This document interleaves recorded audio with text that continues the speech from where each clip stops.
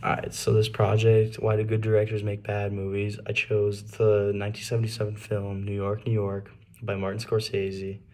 It stars Robert De Niro and Lisa Minnelli, who's the daughter of this musical superstar Judy Garland, MGM star. And it's a it's a 1977, so Martin Scorsese was only 34 years old when he made this movie, and is known by him as probably his worst movie. Yeah. So basically, summary of the movie: De Niro's character Jimmy Doyle is this up and coming saxophone player who's really struggling. Like he's conning hotel rooms and stuff, and he meets this Lisa Minnelli's character, Francine, Francine's she's a really good singer, and she's like part of an orchestra. But he meets her at this party in the 40s. It's set after World War II when Japan surrenders, so they're having a party for Japan surrendering.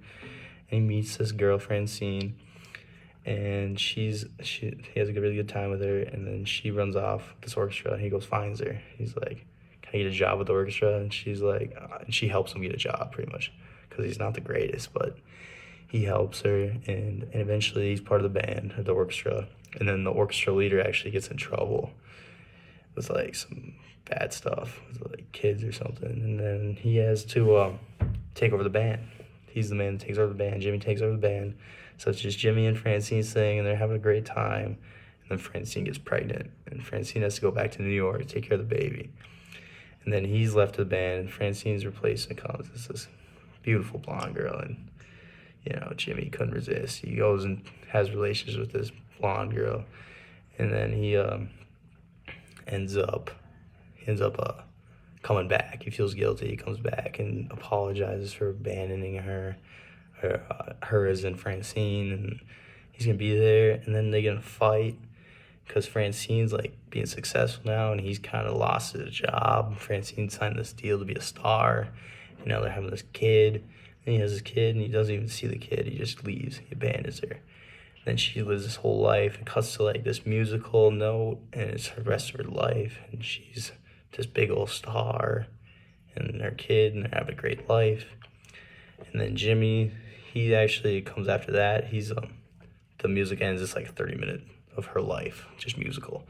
And then he comes back, and he actually is on top of the charts himself with his own song, New York, New York. And he ends up, they both end up making stardom themselves on their own. And then eventually she's coming back to New York, and he sees this, and he goes and sees her, and he goes sees her perform.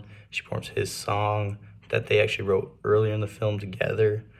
And then he like talks to her after the after party, and they're good then. He talks to his son even, and like that was kind of weird. Like they're just cool. Anyway, he goes and he asks her if she wants to get together for some food, and she's like, good. So then that's how it ends.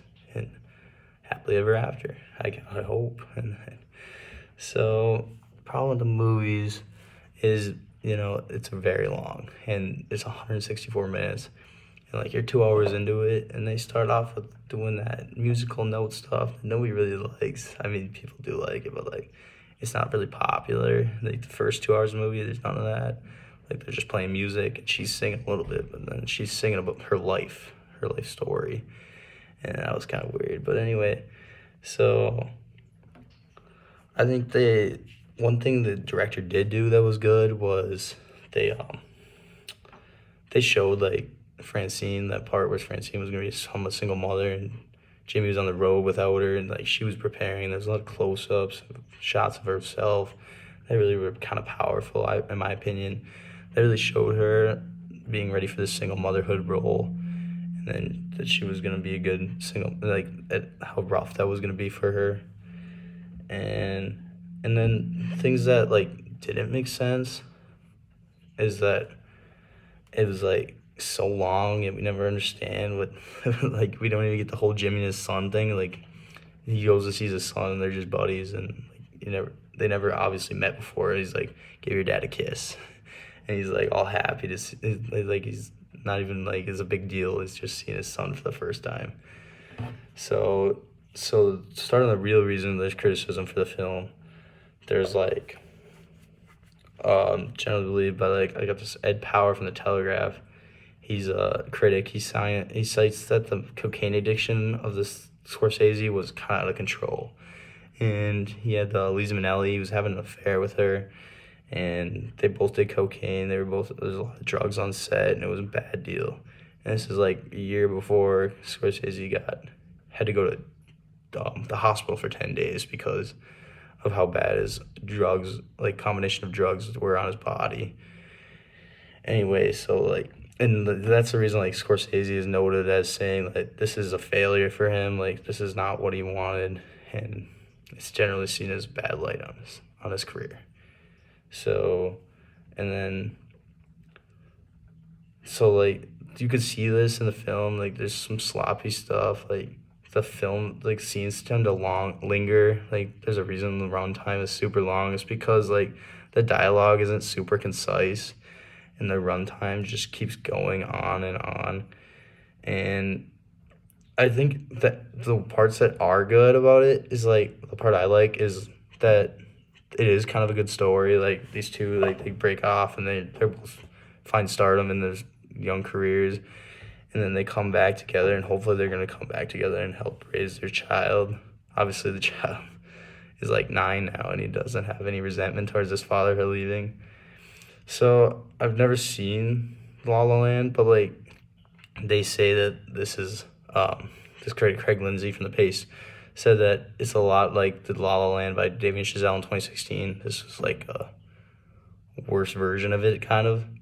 So pretty much just what I got. So yeah, this is not a good film, and Scorsese has a lot of excuses why it's not. It's because of the cocaine and the affair, and it just wasn't a good time in his life, and so that's why.